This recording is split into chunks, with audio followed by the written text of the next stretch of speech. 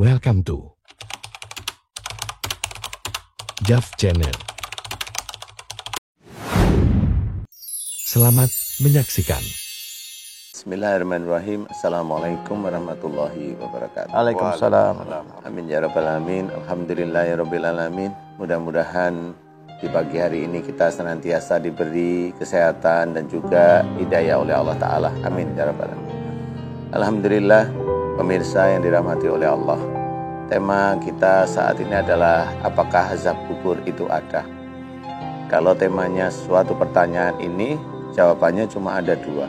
Sebagian ulama menceritakan bahwa azab kubur itu tidak ada, sebagian lagi ada. Titik, saya nggak bisa cerita. Ya. Tetapi yang harus diceritakan agar iman kita itu kuat kepada Allah Ta'ala.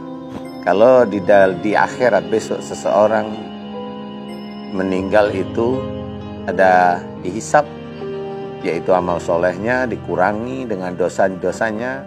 Nah, di situ ada neraka dan juga ada dunia. Nah, pada saat seorang meninggal, tetapi belum yaumul akhir, ya, belum titik besok itu semua manusia dikumpulkan di satu padang untuk dihisab.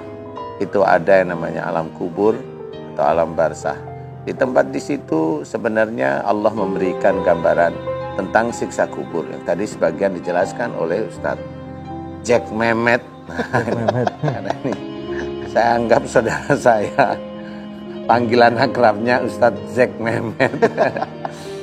Siksa kubur itu ada hampir mirip seperti di akhirat. Jadi siapapun orangnya di dunia, kalau dia melakukan perbuatan-perbuatan dosa, dia akan mendapat siksaan.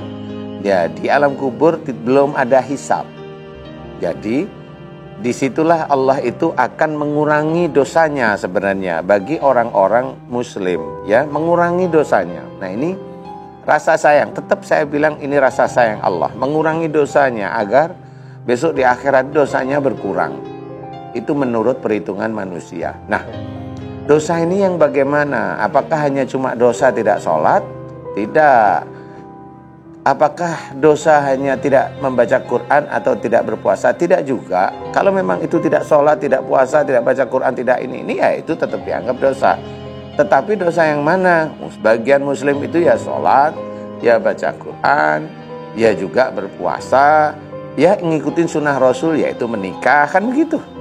Tetapi dosa-dosa yang sering terlewat, yaitu dosa umpamanya dalam berbicara sehari-hari, Allah menyuruh lemah lembut, dia kasar.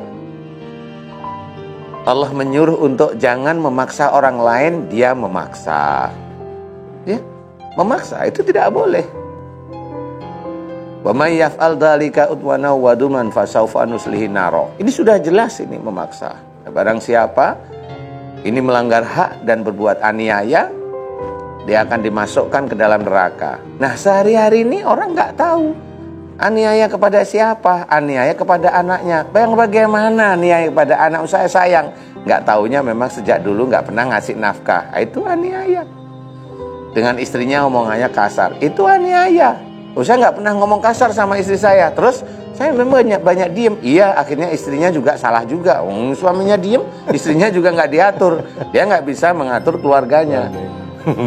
Dia berarti memasukkan keluarganya dalam api neraka. Nah, ini salah satu dosa yang memang nanti di dalam kubur itu akan diberikan oleh Allah Ta'ala.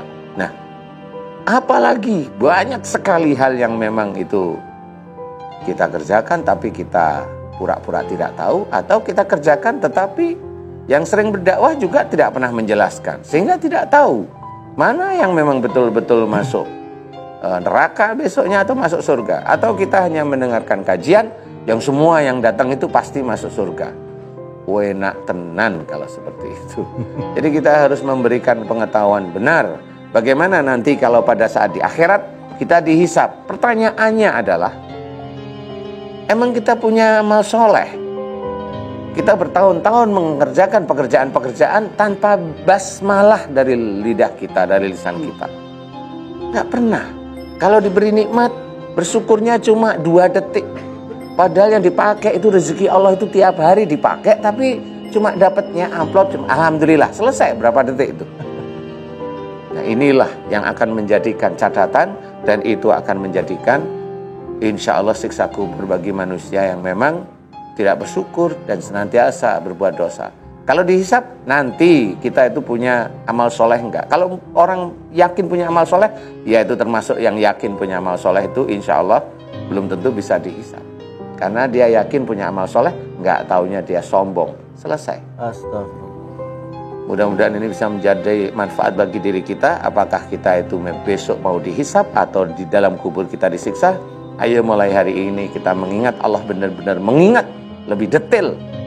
Allah membuat tangan dan Allah membuat jari. Ayo kita lakukan jari ini, kesempurnaan di dalam beriman dan beramal soleh kepada Allah Ta'ala. Mudah-mudahan manfaat. Wallahu a'lam. Terima kasih sudah menyaksikan video ini. Semoga bermanfaat bagi kita semua. Amin.